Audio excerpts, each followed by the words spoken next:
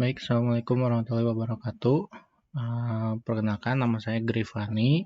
Saya akan memberikan penjelasan mengenai tata cara pengisian rencana pembelajaran semester atau RPS ya, khusus untuk jurusan Teknik Elektro. Nah, file-filenya sudah dapat diakses di e-learning Polban di JTE ya, workshop e-learning JTE. Nah, di sini sudah ada juga template RPS JTE ya, ini nanti yang akan rekan-rekan dosen isi.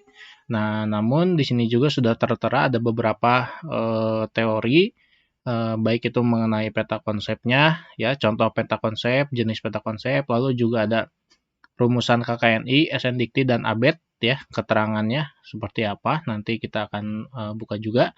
Lalu juga ada contohnya ya, contoh dari RPS yang sudah dibuat seperti itu.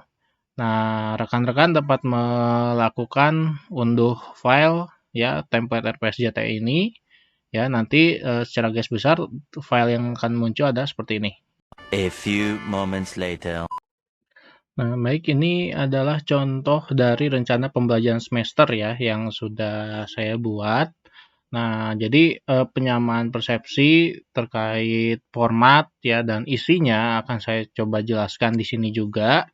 Nah, di sini secara tampilan akan muncul seperti ini ya, rencana pembelajaran semester Prodi D3 atau D4 ya, teknik telekomunikasi atau teknik elektronika atau juga teknik listrik ya. Jadi ini silakan sesuaikan saja. Nah, di bawahnya lagi ada jurusan teknik elektro. Nah, keterangan dasar dari RPS ini ada 7 poin ya, keterangan dasarnya yaitu nama mata kuliah, kode, dan beban SKS, semester, prasyarat, status mata kuliah, bentuk pembelajaran, dan dosen ya. Nah, di sini kita bisa isi untuk masing-masing poin tersebut ya. Jadi nama mata kuliahnya apa, sistem komunikasi analog, atau rekan dosen ada ya mata kuliah yang lain ya, misalkan katakanlah jaringan telekomunikasi atau misalkan di elektronika ada apa ya, programmable logic control ya, ada PLC atau yang lainnya atau teknik kendali dan lain-lainnya. Sistem kendali ya, sistem kendali proses dan lain. Nah, lalu ada kodenya ya, kode dari mata kuliah itu sendiri ya, dan juga beban SKS-nya. Ini kita harus mencantumkan juga agar jelas juga ini mata kuliah ini kodenya berapa, lalu juga SKS-nya berapa ya, nanti terkait dengan waktu pembelajarannya ya, untuk materinya terkait kuliah ataupun praktikum. Semesternya ya, semester mata kuliah ini akan diberikan kepada mahasiswa, lalu ada prasyaratnya ya, prasyarat sebelum mengambil mata kuliah ini. Jadi mahasiswa diharapkan sudah mengambil mata kuliah rangkaian listrik 2 misalkan ya, lalu juga elektronika analog. Nah, ini juga disesuaikan dengan masing-masing mata kuliah oleh rekan-rekan dosen. Lalu ada status mata kuliah. Nah, ini kan ada mata kuliah program studi, mata kuliah jurusan ya. Ini juga disesuaikan saja. Nah, lalu yang keenam ada kuliah dan praktikum ya, bentuk pembelajarannya, dan juga yang terakhir ada dosennya. Seperti itu. Setelah mengisi informasi ini, nah kita mengisi berikutnya adalah deskripsi mata kuliah ya. Deskripsi mata kuliah itu mengenai mata kuliah yang dibuatkan RPS ini menjelaskan atau memiliki tujuan terkait pemahaman seperti apa ya. Jadi misalkan mata kuliah sistem komunikasi analog ini dilakukan pada program studi D3 Teknik Telekomunikasi ya. Mata kuliah ini ditujukan agar mahasiswa mampu memahami dasar analisisnya. Jadi di sini dijelaskan juga tujuan dari mata kuliah tersebut ya, yang akan disampaikan oleh rekan-rekan dosen. Nah, sehingga diketahui juga oleh mahasiswa bahwa mereka akan mendapatkan sebuah pemahaman materi tentang apa saja dengan mengambil mata kuliah ini. Nah, di sini juga dijelaskan topik-topik utamanya ya, atau materi-materi pokok. Nah, materi-materi pokok ini disesuaikan juga dengan masing-masing mata kuliah. Nah, lalu juga setelah materi pokok ada atau topiknya, dijelaskan juga medianya dan juga waktunya. Waktunya kurang lebih efektif ada 16 minggu dengan bentuk pembelajaran katakanlah di kelas dan di laboratorium. tatap muka, penugasan terstruktur dan belajar mandiri serta praktikum. Nah, juga ada metode yang lain seperti halnya diskusi, studi referensi, tugas dan analisis ya. Nah, ini juga kita bisa memasukkan penjelasan katakanlah menggunakan e-learning ya, menggunakan sistem e-learning di sini juga kita bisa masukkan ya. Jadi di dalam deskripsi mata kuliah. Itu yang pertama. Nah, setelah itu masuk ke pembahasan berikutnya itu ada prasyarat. Nah, prasyarat ini adalah memperjelas lagi atau mempertegas bahwa mahasiswa yang mengambil mata kuliah ini haruslah sebelumnya sudah mengambil mata kuliah apa ya. Contohnya di sini mahasiswa telah mengikuti serta lulus pada mata kuliah rangkaian listrik 2 dan elektronika analog seperti itu. Ya, ini adalah prasyaratnya ya. Jadi mempertegas terkait mata kuliah apa yang harus diambil sebelumnya dan lulus ya sebelum mengambil mata kuliah ini. Baik, yang ketiga itu adalah referensi.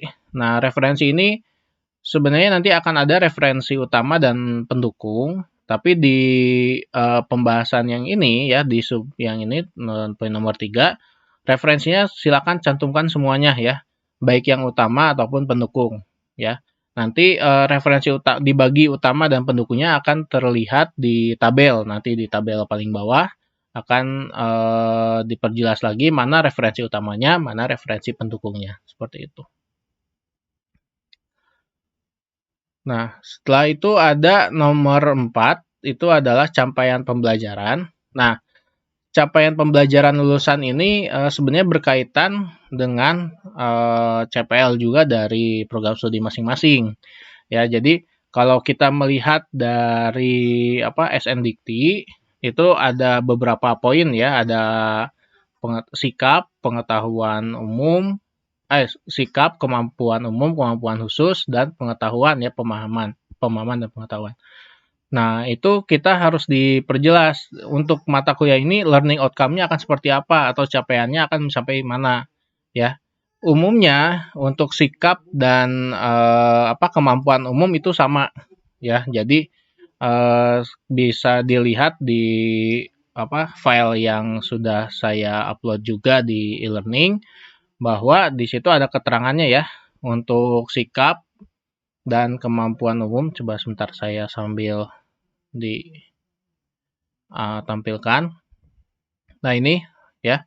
Sikap ini S1, S2, S3 sampai S10 biasanya ini sudah sudah wajib ada gitu ya. Sudah wajib ada di dalam RPS sebuah mata kuliah. Jadi kadang ini tidak dicantumkan karena memang dianggapnya sudah ada di dalam RPS tersebut, sudah otomatis ada ya. Atau juga keterampilan umum ya. Keterampilan umum juga ini biasanya juga ada ya, dianggapnya ada gitu, harus ada di RPS itu sendiri. Nah, makanya yang berbeda itu mungkin adalah keterampilan khusus ya, keterampilan khusus. Nah, ini contohnya ya, prodi biologi ya. Contohnya ini keterampilan khusus dan penguasaan pengetahuan dirumuskan oleh asosiasi atau forum program studi yang sejenis atau diinisiasi dan diusulkan penyelenggara program studi. Jadi keterampilan khusus ini setiap prodi mungkin berbeda-beda ya, KK1, KK2, KK3 dan seterusnya mungkin ya. Mungkin prodi A hanya punya 4 KK atau prodi B punya 5 KK ya keterampilan khususnya. Nah, ini nanti kita tinggal sesuaikan ya. Contohnya misalkan mata kuliah yang akan diberikan harus menguasai ilmu tentang atau pemahamannya di bidang iptek misalkan. Maka kita lihat yang cocoknya adalah di kakak mana dari prodi kita ya. Itu adalah contohnya di sini adalah KK1 ya untuk prodi biologi, masalah iptek misalkan. Nah, ini juga sama berlakunya ya dengan yang tadi kita bahas bahwa di capaian pembelajaran lulusan ya ini KK1 misalkan ini mampu menerapkan matematika sains dan lainnya gitu ya. KK2 nah ini dan seperti itu. KK4 dan KK5. Nah, ini dianggap bahwa matkul ini ya dia memiliki kesesuaian dengan KK1, KK2, KK4 dan KK5 begitu. Ya, ini contohnya ya, capaian pembelajaran lulusan. Nah, bila ini mengacu pada SNDikti, nah yang satu lagi itu berdasarkan ABET ya, ABET untuk akreditasi internasionalnya ya. Nah, kita coba belajar lalu juga untuk membuat ya RPS yang mengacu juga agar insya Allah siapa tahu Polban bisa terakreditasi internasional juga, amin ya. Sudah jadi biar lebih baik lah untuk segala halnya. Nah, contohnya di ABET ini kita lihat dari student outcome-nya. Ya, student outcome-nya pada filenya itu saya sudah berikan juga di halaman ketiga. Nah, akreditasi ABET ya, luaran mahasiswa menghasilkan kemampuan dengan kategori A sampai dengan K. Nah, A itu apa? Yaitu adalah an ability to apply knowledge of mathematics, science, and engineering ya. Jadi kita atau B gitu ya, an ability to design and conduct experiment ya. Jadi ini kita pilih ya, kesesuaian antara capaian pembelajaran lulusan tadi, lalu juga kalau misalkan kita translasikan ke ABET, itu dia akan masuk ke poin yang mana ya. Jadi kita nanti tinggal pilih saja dari A sampai K, lalu cantumkan keterangannya di sebelahnya. Seperti itu. Ya, ini untuk capaian pembelajaran lulusannya. Nah, lalu yang berikutnya adalah peta konsep ya. Peta konsep ini di sini dibuat yang cukup sederhana ya. Di mana di sini adalah adanya entry behavior-nya, lalu ada proses dan hasil yang didapatkan sebelum evaluasi tengah semester ya. Lalu ada proses lagi dan hasil yang didapatkan sebelum evaluasi akhir semester dan capaian pembelajarannya mendapatkan apa ya yang sudah dirancang. Nah, ini sebenarnya peta konsep itu dibuat dengan desain yang cukup bebas ya, dapat kita lakukan atau kita buat peta konsepnya dengan berbagai macam, ada sistem ya, ada hierarki ya, atau dan juga yang lainnya. Nah, atau peta konsep dengan bentuk jaring laba-laba, nah itu banyak sekali. Nah, di sini tapi tolong bedakan juga antara peta konsep dan mind map ya. Kalau misalkan peta konsep kita tidak terlalu ke arah visualnya, tapi secara terstruktur kita mendapatkan apa yang dimana dari inputnya seperti apa dan outputnya akan jadi mendapatkan hal apa ya. Nah, itu di peta konsep. Tapi kalau di mind map lebih ke arah visualisasinya yang lebih baik sehingga pemetaannya juga mungkin dapat dilakukan secara singkat-singkat ya. Tapi kalau di peta konsep sekali lagi fokusnya ke arah struktur dari input dan output nanti yang akan didapatkan khususnya oleh mahasiswa itu sendiri. Nah, ini contohnya ya peta konsep yang sederhana. Rekan-rekan dosen juga sudah dapat menginputkannya. Saya sudah membuat di template-nya. Kira-kira yang seperti ini.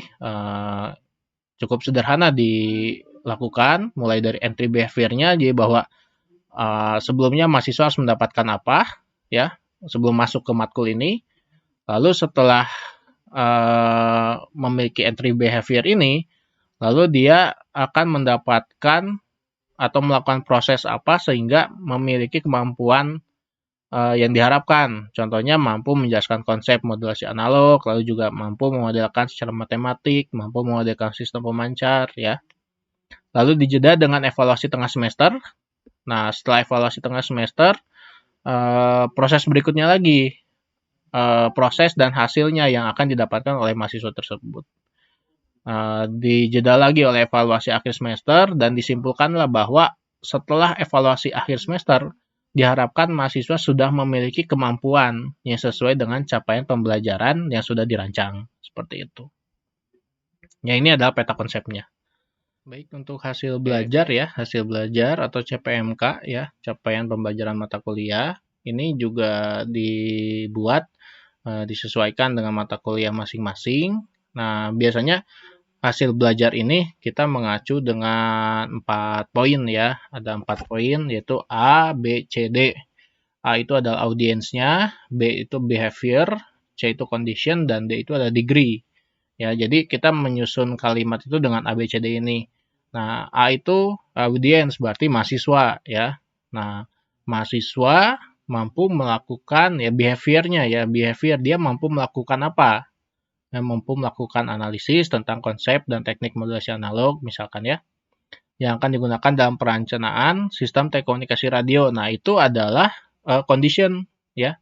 Jadi kalau contoh di sini ya, contoh di sini adalah mahasiswa itu adalah audiensnya, behavior-nya adalah mampu melakukannya, mampu melakukan analisis ya, itu behavior-nya.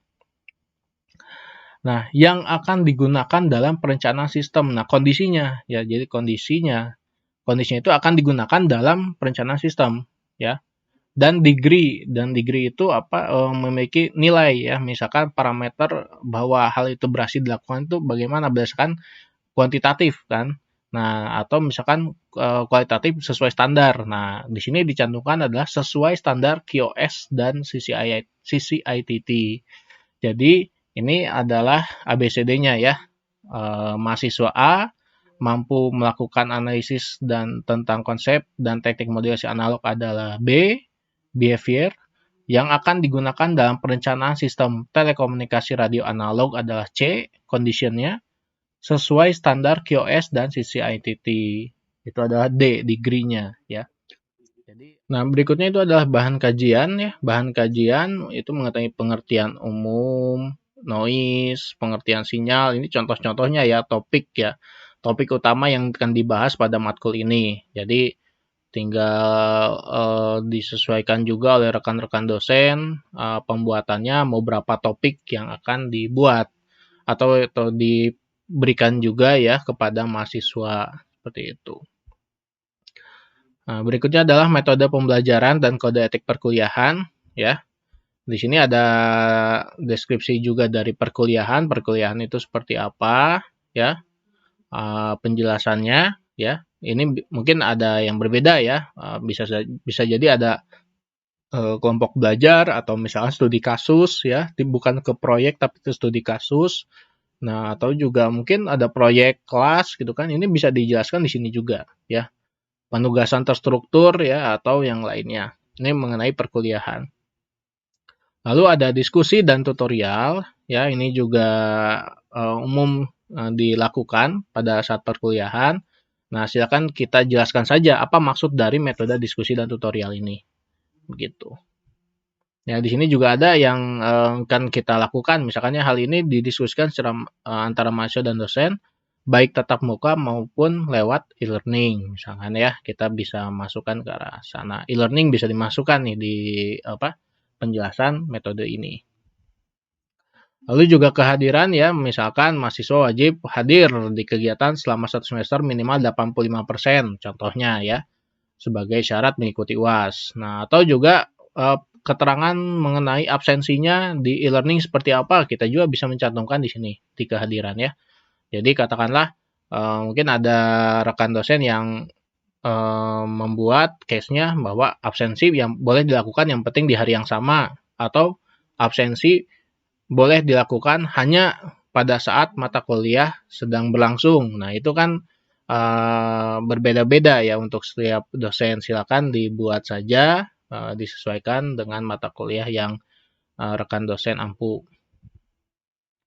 Lalu juga ada kode etik ya, kode etik. Nah, ini biasanya berkaitan dengan kecurangan ya. Jadi segala kecurangan, misalkan cheating ya, atau misalnya contek-menyontek, plagiat, copy paste ya, tidak akan ditoleransi. Nah, ataukah diberikan misalkan ya diberikan 3 kali kesempatan atau apa, ini juga kode etik di masing-masing dosen mungkin agak beda, tapi sepakatnya pasti kita juga tidak mau bahwa adanya kecurangan ya terkait pengerjaan tugas ataupun ujian apalagi ya, bahwa yang kita harapkan juga kejujuran dari setiap mahasiswanya seperti itu.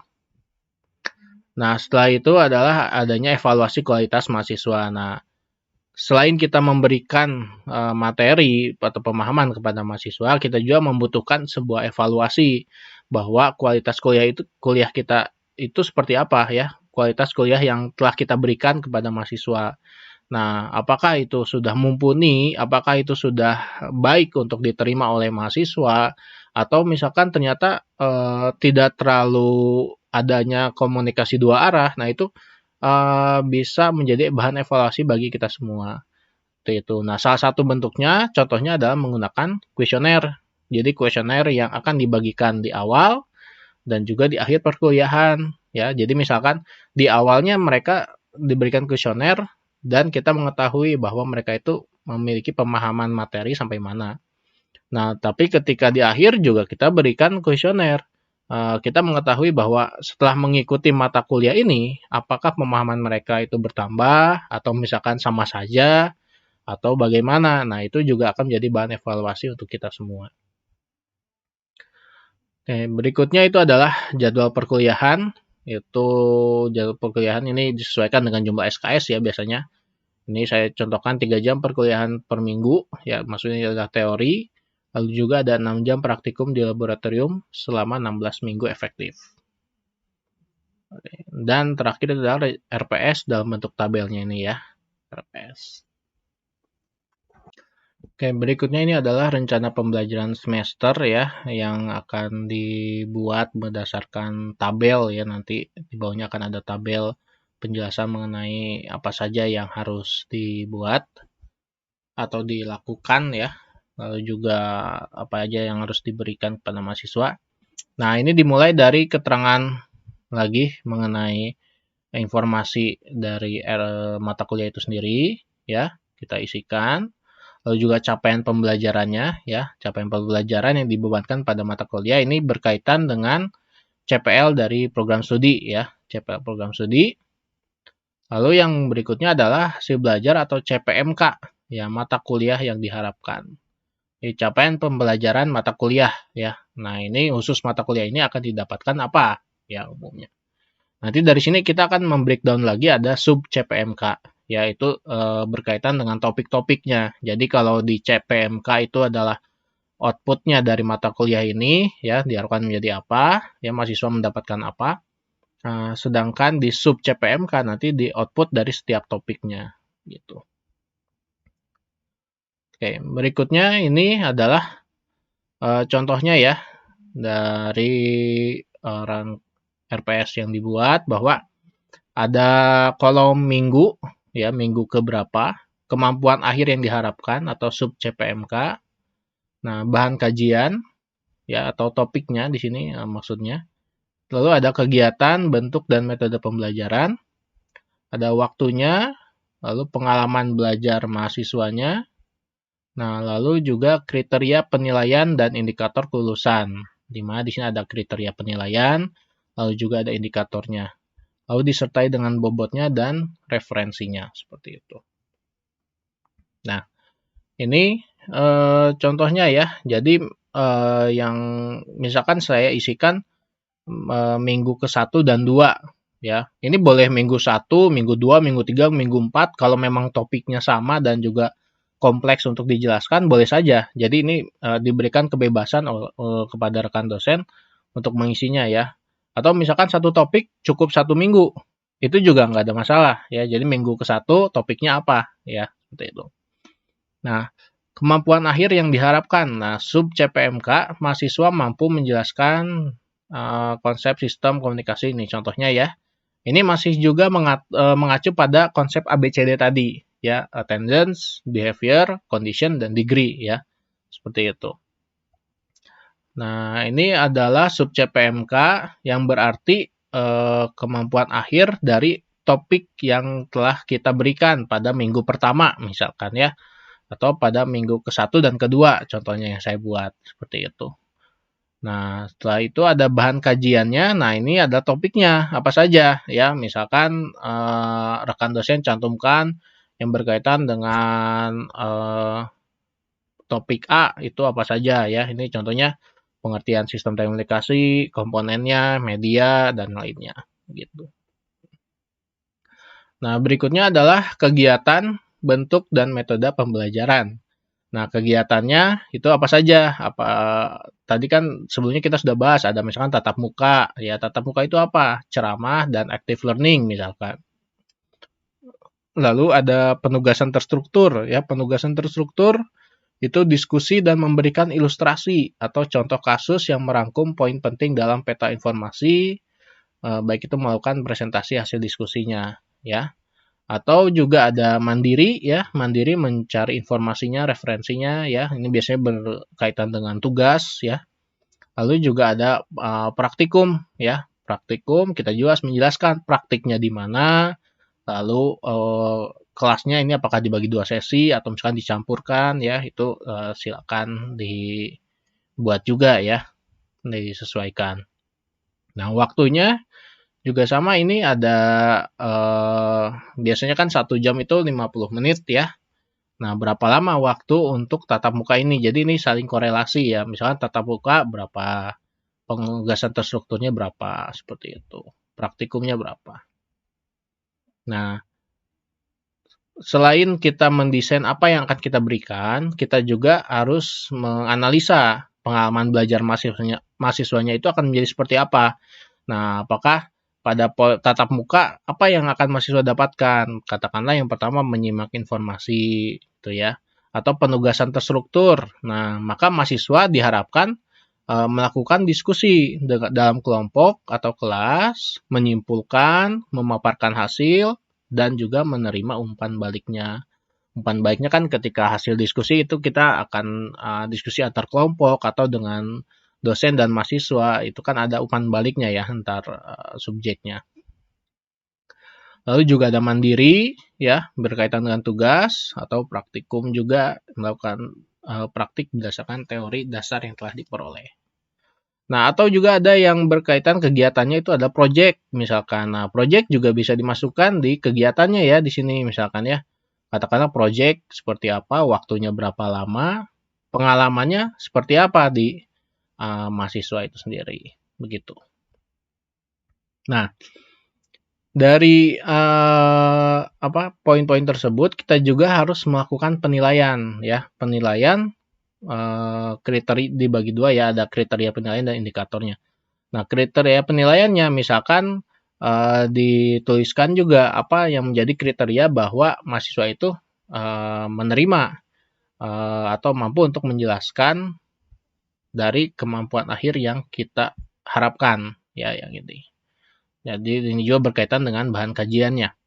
Nah, kriterianya misalkan jelaskan konsep sistemnya, jelaskan komponen pendukung pada sistem telekomunikasi, seperti itu. Jadi ini kriteria penilaian seperti halnya atau contoh sederhananya itu sebagai soalnya lah yang akan diberikan kepada mahasiswa. Nah, apabila mahasiswa tersebut dapat menjawabnya, nanti kita bisa melihat dari indikatornya.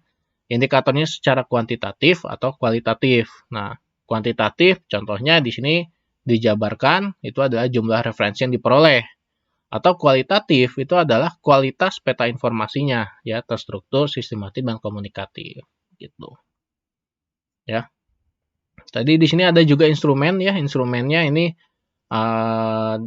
instrumen dari untuk penilaiannya bisa menggunakan rubrik deskriptif ya, rubrik yang sudah didesain juga ya di luar ini. Lalu juga adanya misalkan video presentasi atau makalah seperti itu. Nah, berikutnya itu adalah bobotnya. Bobotnya itu untuk topik ini ya, yang katakanlah saya buat dengan waktu 2 minggu itu berapa persen. Nah, itu juga bisa berbeda-beda antara yang satu dengan yang lainnya ya. Jadi misalkan minggu 1 berapa persen, minggu kedua berapa persen ya. Contohnya di sini misalkan saya minggu 1 ke 2 12,5%. Kalau saya scroll lagi, saya juga membuat minggu ke-3 ke-4 12,5, 5 ke-6 12,5. Tapi ada yang berbeda, itu adalah di minggu ke-7 sampai 9. 7, 8, dan 9 itu bobotnya adalah 19% contohnya. Ya. Nah, itu silakan sesuaikan saja. Jadi bisa jadi satu topik itu bobotnya sangat besar karena memang topik utama atau poin utamanya dari mata kuliah itu, atau juga ada topik penunjangnya ya yang bisa kita bobotkan tidak terlalu besar, katakanlah 5%, 6% gitu ya. Seperti itu. Nah, berikutnya itu adalah referensinya. Nah, ini referensinya cukup cantumkan nomor saja karena nanti di bawah juga akan ada nomornya ya, untuk referensi 1 itu apa, referensi 2 itu apa, dan yang lainnya begitu. Nah, ini dibuat sampai ke waktunya itu adalah 16 minggu ya, 16 minggu efektif ya. Karena tadi sebelumnya kita sudah jelaskan 16 minggu juga. 16 minggu nanti di sini akan ada daftar pustaka ya. Di akhirnya itu daftar pustaka dibagi mana daftar pustaka utama dan daftar pustaka untuk pendukung. Tinggal diisikan saja, misalkan daftar pustaka utama 1, 2, 3, 4 ya. Pendukungnya adalah 5, 6, 7 gitu ya. Nanti sesuai dengan daftar keterangan di referensi ini gitu ya. Seperti itu. Lalu berikutnya lagi ada hardware dan software ya. Ini hardware dan softwarenya untuk sarana pembelajaran ya, hardware dan software. Misalkan hardwarenya menggunakan mungkin perangkat laboratorium, atau softwarenya kita menggunakan Octave atau yang lainnya ya. Silakan dicantumkan di sini. Juga ada prasarana pembelajaran ya, prasarana pembelajarannya seperti misalkan di mana akan dilakukan ya. Katakanlah kalau idealnya kan di gedung kuliah atau di laboratorium dan yang lainnya. Begitu. Dan terakhir di sini ada keterangan ya untuk otorisasinya, revisi tanggal berapa, koordinator mata kuliah, koordinator RPS, dan juga ketua prodi ya, ketua prodinya. Silakan dibuat seperti itu. Nah, sekian untuk pembahasannya. Terima kasih. Bila ada kesulitan atau yang ingin didiskusikan dapat dilakukan di forum diskusi ya. Forum diskusi di sini kita lihat. Nah, ada forum diskusi topik. Ya, nanti dapat dibuat topiknya, add a new discussion topic. Misalkan ada kebingungan terkait pembuatan peta konsep, atau misalkan pembobotan nilai atau yang lainnya, ini dapat dilakukan di sini. Oke, baik. Sekian, terima kasih. Semoga ilmunya bermanfaat untuk kita semua. Amin. Wassalamualaikum warahmatullahi wabarakatuh.